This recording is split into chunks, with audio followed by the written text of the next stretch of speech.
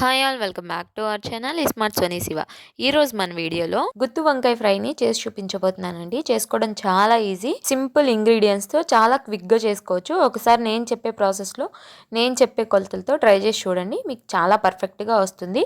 మొదటిసారి కుకింగ్ చేస్తున్న వాళ్ళైనా సరే ఇలా నేను చెప్పిన విధంగా ట్రై చేస్తే కనుక చాలా పర్ఫెక్ట్గా వస్తుంది. అలా నోట్లో పెట్టుకోగానే కరిగిపోతుంది, అంత బాగుంటుందన్నమాట. సో తప్పకుండా ట్రై చేయాల్సిన రెసిపీ. అసలు గుత్తి వంకాయ అంటేనే నోరూరిపోయిద్ది కదా, అలాంటిది ఇంకా ఇంత ఎమ్మీగా చేస్తుంటే నోరూరకుండా ఉంటుందా? సో అస్సలు లేట్ చేయకుండా వీడియోని స్కిప్ చేయకుండా లాస్ట్ వరకు చూసేయండి. ఈ కమ్మనైన గుత్తి వంకాయ ఫ్రైని ఎలా చేసుకోవాలో చూసేద్దాం. మన ఛానల్ ఫస్ట్ టైం చూస్తుంటే సబ్స్క్రైబ్ చేయండి. ముందుగా ఒక ప్యాన్ పెట్టేసుకొని ఆ ప్యాన్లో ఒక 1 టేబుల్ స్పూన్ దాకా పల్లీలు వేసుకోవాలి. పల్లీలు వేసేసుకున్న తర్వాత ఫ్లేమ్ని సిమ్లో పెట్టేసుకొని ఫ్రై చేసేసుకోవాలి. ఇవి కొంచెం ఫ్రై అయిన తర్వాత ఇందులోకి 1 టేబుల్ స్పూన్ దాకా కందిపప్పు వేసుకోవాలి. ఇక్కడ మీరు కందిపప్పు ప్లేస్లో పచ్చిశనగపప్పు అయినా యూజ్ చేసుకోవచ్చు. సో అంతా బాగా వేగిపోయేంత వరకు వేయించుకోవాలి. ఇవి కొంచెం వేగిపోయిన తర్వాత ఇందులోకి నేను వీడియోలో చూపిస్తున్న విధంగా ఒక చిన్న ముక్క ఎండు కొబ్బరిని వేసుకుంటున్నాను. ఇక్కడ నేను వీడియోలో చూపిస్తున్నాను కదా, అంత సైజు ఎండు కొబ్బరిని ఇలా ముక్కలుగా కట్ చేసుకొని చిన్న ముక్కలుగా వేసేసుకుంటున్నాను. ఇవి కూడా వేసుకున్న తర్వాత వీటిని కూడా కొంచెం ఫ్రై అయ్యేంత వరకు ఫ్రై చేసుకోవాలి. ఇవన్నీ ఇలా ఫ్రై అయిపోయిన తర్వాత ఇందులోకి 1 టేబుల్ స్పూన్ జీలకర్ర, 1 టేబుల్ స్పూన్ దాకా నువ్వులు వేసుకొని నువ్వులు చిటపటలాడినంత వరకు ఫ్రై చేసేసుకోవాలి. సో ఇవి కూడా కొంచెం ఫ్రై అయిన తర్వాత ఇప్పుడు ఇందులోకి కారానికి తగినంత ఎండుమిర్చిని వేసేసుకోవాలి. నేనైతే ఇక్కడ ఒక 5-6 ఎండుమిర్చిని వేస్తున్నానండి. సో ఇవి బాగా కారంగా ఉన్నాయి, అందుకే నేను తక్కువగా వేస్తున్నాను. మీరు మీ స్పైసీనెస్కి తగ్గట్టు వేసుకోవచ్చు. సో ఇవి కూడా ఎండుమిర్చి కూడా కొంచెం క్రిస్పీగా అయ్యేంత వరకు ఫ్రై చేసేసుకోవాలి. ఇలా అంతా ఫ్రై చేసుకున్న తర్వాత స్టవ్ ఆఫ్ చేసేసుకొని పక్కన పెట్టుకొని చల్లారి పెట్టుకోవాలి. ఇవి చల్లారేలోపు మనం వంకాయల్ని కట్ చేసుకుందాం. ఇక్కడ నేను 1/2 కిలో వంకాయలు తీసుకున్నానండి, గుత్తి వంకాయలు. దానికి తగ్గట్టుగానే ఇంగ్రీడియంట్స్ అన్నీ షేర్ చేశాను. సో దాన్ని బట్టి మీరు క్వాంటిటీస్ అనేవి పెంచుకోండి. ఇప్పుడు ఈ వంకాయల్ని నేను వీడియోలో చూపిస్తున్న విధంగా ఇలా 4 పీసెస్ లాగా కట్ చేసేసుకోవాలి. ఇలా కొంచెం చివరికాన ఘాటు పెట్టుకొని కట్ చేసుకోవాలి. నేను వీడియోలో చూపిస్తున్నాను కదా, సేమ్ అలానే కట్ చేసుకొని ఇప్పుడు ఒక బౌల్లో వాటర్ తీసుకోండి. ఆ వాటర్లో ఒక 1 టేబుల్ స్పూన్ దాకా సాల్ట్ కానీ కల్లుప్పు కానీ వేసుకొని ఈ కట్ చేసుకున్న వంకాయల్ని ఈ సాల్ట్ వాటర్లో వేసుకోవడం మూలాన మనకి వంకాయలు అనేవి కండ్రెక్కకుండా ఉంటాయి.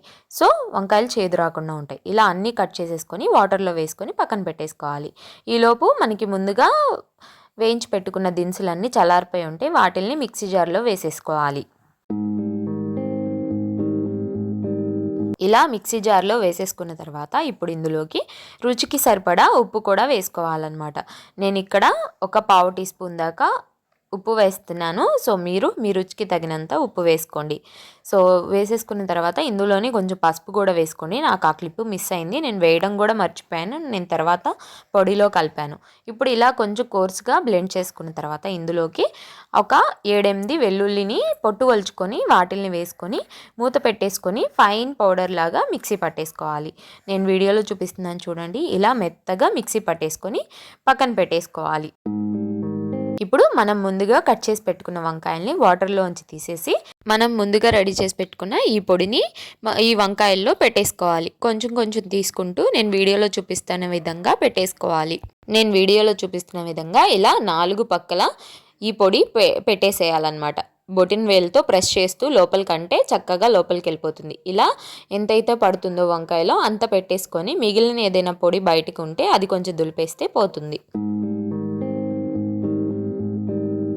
సో ఇలాగే మిగిలిన వంకాయలకు కూడా అన్నిటికి పెట్టేసుకోవాలి. నేను ఇంకో వంకాయని పెట్టి చూపిస్తున్నాను చూడండి.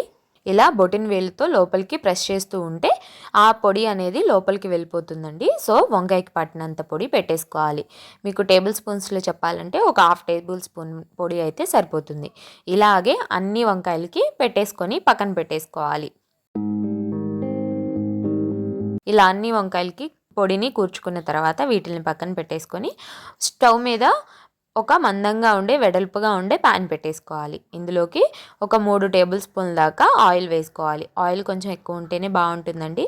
సో ఆయిల్ హీట్ తర్వాత 1 టేబుల్ స్పూన్ దాకా జీలకర్ర, అలాగే సన్నగా కట్ చేసుకున్న ఒక ఆనియన్ని వేసేసుకొని ఆనియన్ కొంచెం బ్రౌన్ కలర్ వచ్చేంత వరకు ఫ్రై చేసుకోవాలి. ఇక్కడ ఎక్కువ ఆనియన్ని ఫ్రై చేయకూడదండి. ఇలా లైట్గా గోల్డెన్ కలర్ టర్న్ అవుతున్నప్పుడు మనం ముందుగా పొడి పెట్టుకున్న వంకాయల్ని వేసేసుకోవాలి. ఒక్కోటిగా నేను వీడియోలో చూపిస్తున్న విధంగా పెట్టేసుకొని మూత పెట్టుకొని సిమ్లో పెట్టుకొని ఒక 5 నిమిషాలు మగ్గించుకోవాలి. 5 నిమిషాల తర్వాత ఇలా మూత తీస్తే ఒక పక్క అంతా మనకి చక్కగా మగ్గిపోయి ఉంటుంది. సో వీటన్నిటిని టర్న్ చేసుకోవాలి. వీటన్నిటిని తిప్పుకుంటూ ఫ్రై చేసుకోవాలన్నమాట. సో ఇక్కడ మీరు లేత వంకాయలు తీసుకుంటే మీకు 10-15 నిమిషాల్లో మనకి చక్కగా వంకాయ అనేది లోపల వరకు ఫ్రై అయిపోతుందండి. ముదురు వంకాయలు తీసుకుంటే కొంచెం టైం ఎక్కువ పడుతుంది. సో ఇలాగే కలిపేసుకున్న తర్వాత మూత పెట్టేసుకొని మగ్గించుకోవాలి. ఇలా 15 నిమిషాల తర్వాత చూపిస్తున్నాను. చక్కగా మగ్గిపోయినాయి కదా వంకాయలు. ఇప్పుడు మనం ముందుగా పొడి చేసి పెట్టుకున్నాం కదా, వంకాయల్లో పెట్టగా కొంచెం పొడి మిగులుతుందండి. సో ఆ పొడిని ఇక్కడ ఫ్రై చేసుకుంటున్నాం కదా, ఈ వంకాయల్లో వేసేసుకొని ఒకసారి అంతా కలిపేసుకొని మూత పెట్టుకొని ఒక 2 నిమిషాలు అలాగే ఫ్రై అవనివ్వాలి. సో ఫ్రై అయితే దాంట్లో నుంచి పచ్చివాసన పోయి చక్కగా ఫ్రై అయిపోతుంది. ఇప్పుడు లాస్ట్లో కొత్తిమీర చల్లుకొని ఒకసారి అంతా కలిపేసుకొని స్టవ్ ఆఫ్ చేసుకొని దించేసుకోవడమే. అంతేనండి. వేడి వేడి అన్నంలో కొంచెం నెయ్యి వేసుకొని ఈ వంకాయ ఒకటి పెట్టుకొని తింటూ ఉంటే అబ్బబ్బా అమృతంలా ఉంటుంది. తప్పకుండా ట్రై చేయాల్సిన రెసిపీ. చాలా చాలా బాగుంటుంది. అలాగే చేసుకోవడం చాలా ఈజీ కదా. తక్కువ ఇంగ్రీడియంట్స్తో ఒక 20-25 మినిట్స్లో ప్రిపేర్ చేసేయచ్చు. చాలా చాలా బాగుంటుందండి. మీ ఇంట్లో వాళ్ళకి చేసి పెట్టండి. తప్పకుండా మిమ్మల్ని మెచ్చుకుంటారు. మొదటిసారి వంట చేస్తున్నా చక్కగా కుదురుతుంది. నేను చెప్పే కొలతలు ఫాలో అయ్యి చక్కగా నేను చెప్పినట్టు చేయండి. సో వీడియో నచ్చితే లైక్ చేయండి. మీ ఫ్రెండ్స్ అండ్ ఫ్యామిలీ రిలేటివ్స్కి షేర్ చేయండి. ఇంకా ఇలాంటి ఎన్నో ఈజీ అండ్ క్విక్ రెసిపీస్ కోసం smart Soni Shiva channel subscribe చేయండి. మీరు కూడా ట్రై చేసి ఎలా వచ్చిందో మీ ఫీడ్బ్యాక్ని నాతో షేర్ చేసుకోవడం మర్చిపోవద్దు. ఈ వీడియో అయితే ఇంతే. మరొక మంచి వీడియోతో మళ్ళీ మీ ముందుకు వచ్చేస్తా. అంతవరకు సెలవు. Bye all.